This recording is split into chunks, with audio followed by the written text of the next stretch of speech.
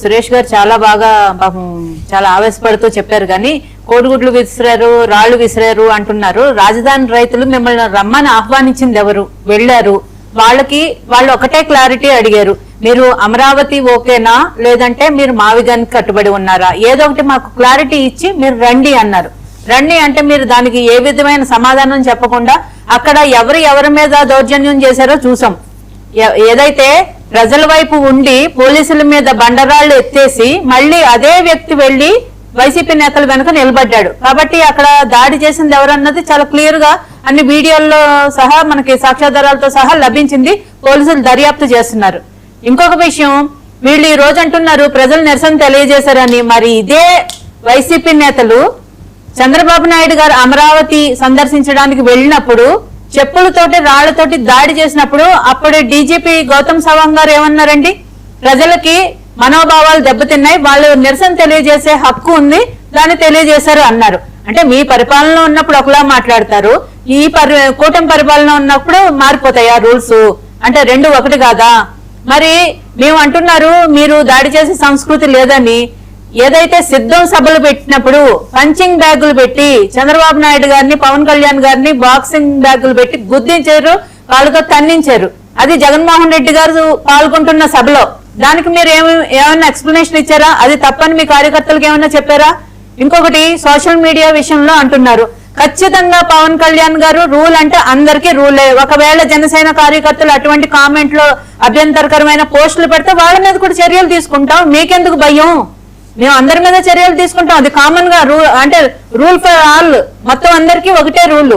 మీరెందుకు భయపడుతున్నారు? ఎందుకంటే 99.9% మీ వాళ్లే ఈ ఇటువంటి అసభ్యకరమైన కామెంట్లు, మహిళల మీద బూతులు కామెంట్లు పెట్టేది మీరు కాబట్టి మీకు ఏంటి గుమ్మడికాయ దొంగ అంటే భుజాలు తడువుకుంటున్నారు. జనసేన కార్యకర్తలకి మా సోషల్ మీడియా హ్యాండిల్ చూడండి, ఒక్కసారి పిన్ ట్వీట్ ఏది ఉంటుందో చూడండి. ఏదైతే రూల్స్ అండ్ రెగ్యులేషన్స్ సోషల్ మీడియాలో ఎలా మాట్లాడాలి, ఎలా ప్రవర్తించాలి అన్నది చాలా క్లియర్ గా ఉంటది. మీరు ఏ రోజన్నా మీ కార్యకర్తలకు అటువంటి రూల్స్ పెట్టిన ఒక్కటి చూపించండి. ఇంకా జగన్మోహన్ రెడ్డి గారు ఏమంటారు, చిన్నపిల్లోళ్ళు వాళ్ళకి తెలియదులే, రప్పా రప్పా అంటే ఏమైందబ్బా సినిమా డైలాగులు, ఇటు జగన్మోహన్ రెడ్డి గారు ఎంకరేజ్ చేస్తారు, అది అందరికీ తెలిసిందే. మొన్నటికి మొన్న సాయి కృష్ణ విషయంలో అతను లాకప్ డెత్ జరగడం అన్నది ఎవ్వరూ సమర్థించరు. అది మానవ హక్కుల హరణ అని చెప్పి ప్రతి ఒక్కరు దాని మీద నిరసన వ్యక్తం చేస్తున్నారు. కానీ జగన్మోహన్ రెడ్డి గారు ఏమంటారు, 23 ఏళ్లు చిన్నపిల్లోడు, 26 కేసులు ఉన్నాయి, చిన్నపిల్లోడు అబ్బా అంటారు. ఆ విషయం పక్కన పెట్టండి. ఎమ్మెల్సీ అనంతబాబుని ఏమన్నారు, ఒకటే హత్య చేశాడు ఏమైంది అని భుజం తట్టి పక్కన పెట్టుకుని తిరిగారు. ఆ పిన్నెల్లి రామకృష్ణారెడ్డి ఏదైతే ఈవీఎంని పగలగొట్టాడు అది అందరికీ క్లియర్ గా కనిపించింది. అందులో పావుదూరింది అన్నాడు ఒకళ్ళు. జగన్మోహన్ రెడ్డి గారు అంటారు మాకు సరిగా అక్కడ సహకరించట్లేదు పోలీసు వ్యవస్థ, పగలగొడితే తప్పే ఉందన్నారు జగన్మోహన్ రెడ్డి గారు. పిన్నెల్లి రామకృష్ణారెడ్డి ఏమో నేను పగలగొట్టలేదు మరో అంటే ఈయన చక్కగా వచ్చి కన్ఫర్మ్ చేశారు. ఇంకా అంతకంటే నేరస్తుల్ని ఏంటి వెనక నుండి వెన్ను తట్టి ప్రోత్సహించే పార్టీ ఎవరున్నారండి? ఆ నాయకులు ఎవరున్నారు? జగన్మోహన్ రెడ్డి గారు చూస్తే మొత్తం అంతా ఇదే కదా కనిపించేది. గంజాయి సరఫరాలో ఉన్న వాళ్ళు ఇంటికెళ్ళి పరామర్శిస్తారు, ఈవీఎంలు పగలగొట్టిన వాళ్ళు జైలుకెళ్ళి పరామర్శిస్తారు. జగన్మోహన్ రెడ్డి గారు చేసే పరామర్శలు ఇవే కదా. మీరు పవన్ కళ్యాణ్ గారిని అంటున్నారు కదా, మీరు పవన్ కళ్యాణ్ గారిని అనే ముందు ఒకసారి మీరు ఆత్మవిమర్శ చేసుకోండి. ఇప్పుడు సోషల్ మీడియాలో పెట్టింది చాలా మంచిదైంది. ఎందుకంటే మహిళలుగా మాకు తెలుసు ఎంత బాధపడుతున్నామో, ఎంతమంది ఎన్ని రకాల కామెంట్లు పెడుతుంటారు రోజు. మేము తలదించుకుని అది అన్ని భరిస్తూ, వైసీపీ ప్రభుత్వంలో అయితే మరీ ఘోరంగా కనీసం భయం భక్తి అన్నది ఏమీ లేకుండా చంద్రబాబు నాయుడు గారు అంత పెద్ద వయసున్న వ్యక్తి ఆయన భార్యను పట్టుకుని ఎన్ని మాట్లాడినారండి? పవన్ కళ్యాణ్ గారు భార్యను ఎన్ని మాట్లాడినారండి? బోరుగడ్డ అనిల్ అన్న మాటలు మీరు మర్చిపోయారా?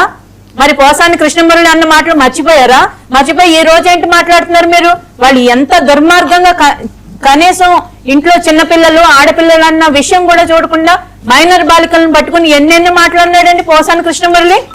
మరి ఇలాంటి ఒక దుర్మార్గుల కోసమే కదా కంట్రోల్ చేయడానికే సోషల్ మీడియా ఈ రోజు చర్యలు తీసుకోవడం జరుగుతుంది. పవన్ కళ్యాణ్ గారు ఒక సెట్ ఆఫ్ రూల్స్ అని పెట్టి అందరికీ రూల్స్ వర్తిస్తాయని చెప్పడం జరిగింది. అంతేకాని మా కార్యకర్తలు మేము వెనకేసుకొస్తాం, మిగిలిన వాళ్ళ మీద దాడి చేసేస్తాం, ఇటువంటి సంస్కృతి జనసేనలోనూ లేదు, టీడీపీలోనూ లేదు.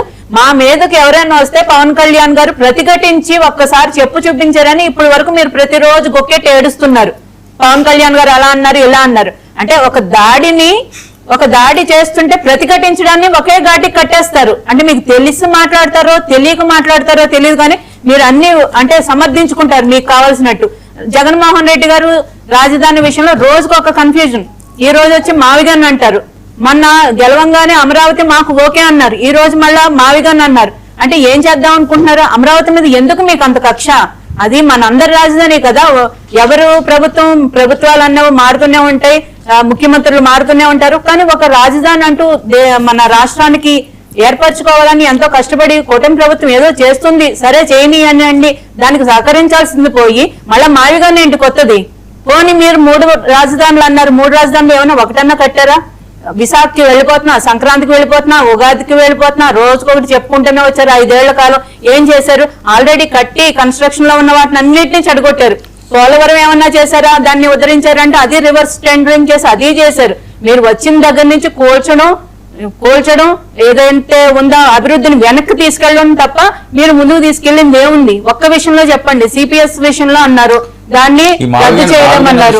మావిగన్ రెఫరెండం తో వెళ్తారట, మావిగన్ నచ్చిన మాకు ఓటేస్తారు, లేకపోతే వాళ్ళకి వేసుకుంటే ధైర్యం చెప్తున్నాను నేను. సార్ ఎన్నో చెప్పారు సార్, సంపూర్ణ మద్యపాన నిషేధం చేశాకే నెక్స్ట్